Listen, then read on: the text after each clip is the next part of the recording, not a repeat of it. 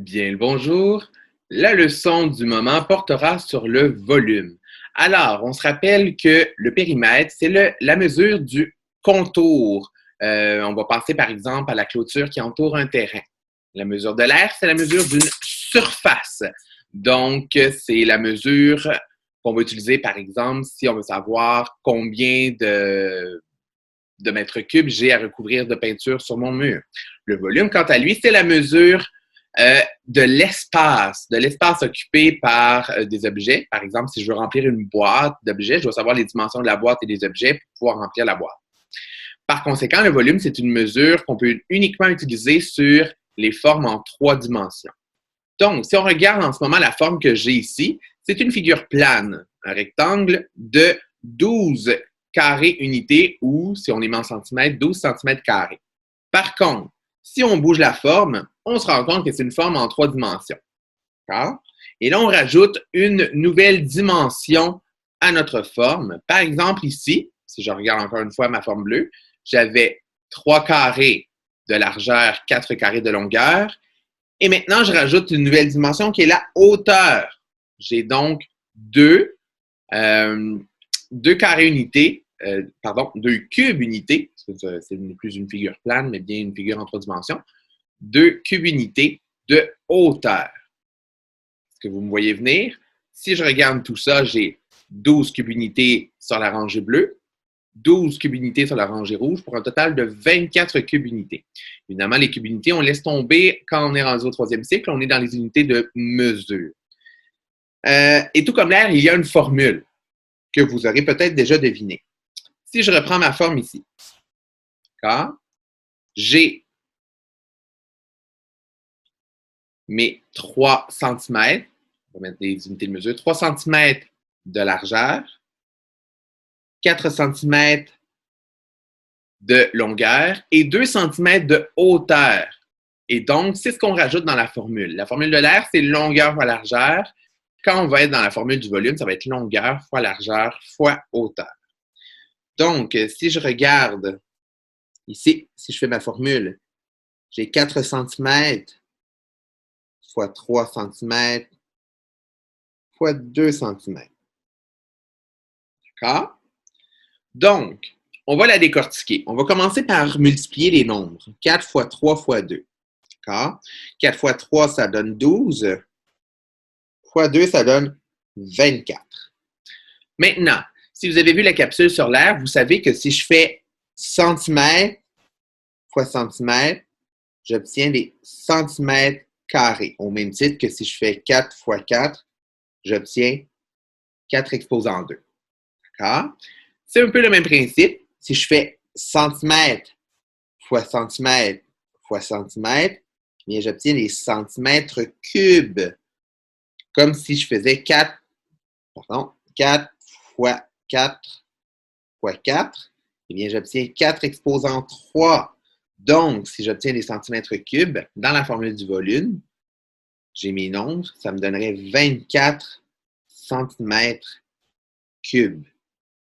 Vous comprenez?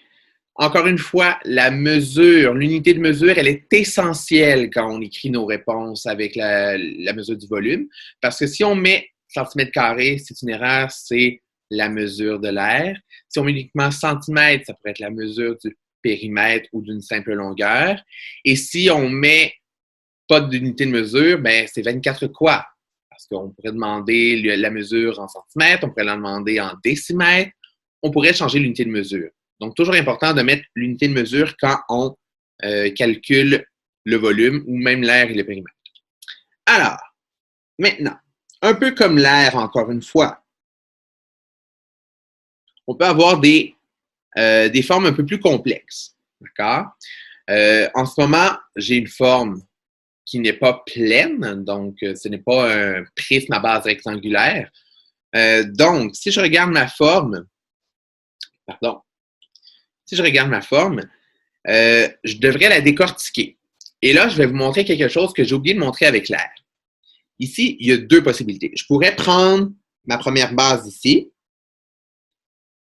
donc calculer le volume de ma base. Donc ici, j'ai 5 cm de longueur, 3 cm de largeur et 2 cm de hauteur. Donc, je pourrais faire 5 cm fois 3 cm fois 2 cm. D'accord? Pour un total de 30 cm3. Ou, d'accord, pas ou, mais plutôt et calculer la mesure du volume de la partie verte. Donc, on ne voit pas très bien à l'écran, on ne voit pas les lignes blanches, mais ici, j'ai 2 cm, 3 cm et 2 cm. Pour un total, donc 2 cm fois 3 cm fois 2 cm, pour un total de 12 cm3. Jusque-là, ça va? Donc, 12 cm3. Et je peux aussi additionner, je dois aussi additionner, donc 12 cm3 plus 30 cm3.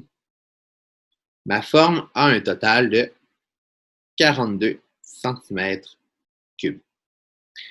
Alors, ça, c'est la première façon de faire. Et là, je vais vous montrer l'autre façon que vous pouvez aussi faire avec l'air quand on a, par exemple, une figure qui n'est pas régulière. On peut aussi soustraire. Oups. Alors, on peut soustraire. Et là, quand je dis qu'on peut soustraire, c'est que je peux calculer la partie qui manque. Et ensuite, je dois calculer l'aire total de la forme. D'accord? Je vais vous expliquer ça. Alors, si on imagine que ma forme ici était complète, donc que la partie là, ici, là,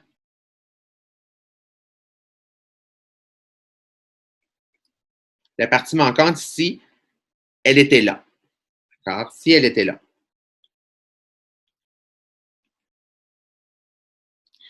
Combien est-ce que ma forme mesurait en volume au total? Donc ici, j'aurais 4 cm. Donc 4 cm. J'aurais 5 cm ici. Donc, parce que les 3 qui sont là, ça ferait la même chose, 3 ici. Et j'aurais 400... non, pardon, pas de cette façon-là. J'aurais 3 cm ici. Alors, ou ça aurait pu être là aussi. Ça aurait donné la même chose, 3 cm. Donc, au total, si la partie qu'on ne voit pas était là, on aurait 5 cm fois 4 cm fois 3 cm. Donc, 5 fois 4 donne 20 fois 3 donne 60. 60 cm3. Et là, il faudrait soustraire la partie qu'on ne voit pas. Donc, si la partie qu'on ne voit pas ici mesurait 3, 2 et 3. D'accord? Donc, 3, 2 et 3. 3 cm fois 2 cm fois 3 cm. D'accord? 3 fois 2 donne 6 fois 3 donne 16. 18, pardon. Et donc, 60 moins 18 donne 42 cm3. Donc, soit qu'on décortique notre forme puis qu'on additionne les différentes mesures de volume, ou soit qu'on calcule le volume total et qu'on soustrait la partie qui n'est pas là. Donc, la partie ici qui n'était pas là, ça serait celle-là ici. Ah. Alors, ça, c'est pour la formule du volume. Mais il faut faire attention avec la formule du volume parce qu'elle peut nous induire en erreur. C'est-à-dire qu'on pourrait l'utiliser dans des situations où on n'en aurait pas vraiment besoin. D'accord? Je vais vous expliquer ça encore une fois. Alors, ici, si je vous dis que j'ai une boîte de 50 cm de long, de 22,5 dixièmes de centimètre de large et de 11,5 cm de haut. Je veux rentrer des tablettes de chocolat dedans. Ah, les tablettes de chocolat mesurent pour une seule tablette 10 cm de long, 5 cm de large et 2 cm de haut. Ce que j'ai vu comme erreur fréquemment, c'est qu'on va essayer de calculer le volume de la boîte en faisant la formule. Donc, il y en a qui me feraient 50 cm fois 22,5 de centimètre fois 11,5 de centimètre. Et là, on ferait le calcul de cette formule-là. D'accord? Je peux le faire avec vous. Donc, 50 fois 22,5, ça donne 1125. Et fois 11,5, ça donnerait 113. Oups, je me suis trompé, j'ai fait moins. Fois 11,5, ça donnerait 12 937 et 5 dixièmes. On va pas très bien. Donc, 12 937 et 5 dixièmes de centimètre cube. D'accord? Ça fait un gros nombre pour savoir combien on a de tablettes de chocolat à mettre là-dedans. D'accord? Je vous le dis, utiliser la formule ici, ça serait inutile. D'accord? Je vais vous expliquer pourquoi. Ici, j'ai 50 cm de long.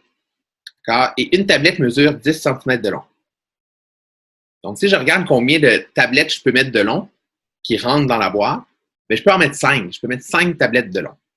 D'accord? 5 tablettes de long. Parce que 50 divisé en 10, ça donne 5. Ici, ça mesure 22,5 de centimètre de large et une tablette mesure 5 cm de large. Ici, est-ce que d'après vous, on ferait 22,5 cm divisé en 5? Eh bien non. D'accord? Il faut comprendre qu'il resterait de l'espace libre parce qu'on ne mettra pas, on ne coupera pas les tablettes de chocolat. D'accord? Elles vont rester à 5 cm. Donc, je pourrais rentrer 4 tablettes de chocolat de 5 cm pour un total de 20 cm d'occupés par les tablettes de chocolat de large. Le 2,5 cm restant resterait libre. On ne mettrait pas 2,5 de centimètre de tablettes de chocolat de plus pour combler la boîte. Donc, je pourrais mettre 4 tablettes de large. Et c'est la même chose pour le nombre de tablettes de haut. 2 cm de haut. La boîte mesure 11,5 de centimètre de haut. Donc, je pourrais rentrer 5 tablettes de haut. Parce que je préfère 2 cm x 5 tablettes. Et j'occuperais 10 cm de hauteur de la boîte et il resterait 1,5 de centimètre. Donc, 5 tablettes de haut. Là, je vous dis, ça ne donne pas des tablettes cubes. Okay? Donc, 5 x 4, ça nous donne 20. 20 x 5, ça nous donne 100. Donc, je pourrais rentrer 100 tablettes dans la boîte. Et il resterait effectivement de l'espace libre. Donc, l'élève qui me calculerait 50 fois 22,5 fois 11,5, il serait dans l'erreur. Parce que là, on est dans le principe de la contenance. Combien de tablettes est-ce que la boîte peut contenir? Et on n'est pas dans le volume total de la boîte. On veut savoir combien elle peut contenir de tablettes de chocolat et non pas quel est l'espace disponible dans la boîte. Donc, c'est pour ça qu'il faut faire attention avec la formule du volume et comprendre que le volume, c'est l'espace occupé. Si j'avais demandé quel est l'espace disponible et quel est l'espace qui sera occupé par les tablettes, eh bien là, il faudrait calculer le volume d'une tablette fois 100 tablettes et on aurait l'espace occupé par les tablettes. Voilà, j'espère que c'était clair pour le volume et je vous remercie à nouveau de votre écoute.